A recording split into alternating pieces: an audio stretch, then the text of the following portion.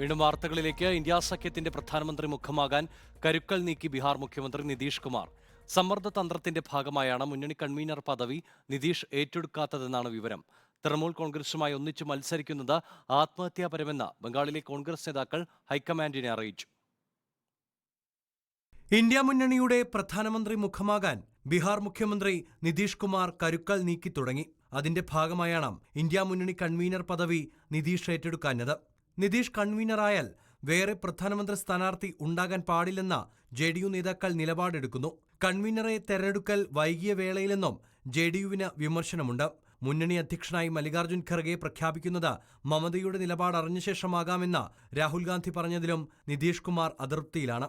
India മുന്നണിയുടെ പ്രധാനമന്ത്രി മുഖമായി കോൺഗ്രസ് അധ്യക്ഷൻ മല്ലികാർജ്ജുൻ ഖർഗെ ഉയർത്തിക്കാണിക്കാൻ മമതാ ബാനർജി, അരവിന്ദ് കെജ്രിവാൾ എന്നിവർ ആവശ്യപ്പെട്ടതു മുതൽ ബീഹാർ മുഖ്യമന്ത്രി നിതീഷ് കുമാർ അസ്വസ്ഥനാണ്.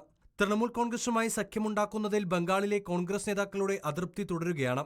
തീരുമാനം ആത്മഹത്യാപരമെന്ന് ഹൈക്കമാൻഡിനെ അറിയിച്ച നേതാക്കൾ രാഹുൽ മമതയ്ക്കെതിരെ സംസാരിക്കണമെന്നും ആവശ്യപ്പെട്ടു. ഇന്ത്യ മുന്നണി സീറ്റ് ചർച്ചകളിലെ ധാരണകളിൽ അന്തിമ തീരുമാനമെടുക്കാനുള്ള കൂടിക്കാഴ്ചകൾ കോൺഗ്രസ് അധ്യക്ഷൻ മല്ലികാർജ്ജുൻ ഖർഗെ തുടങ്ങി.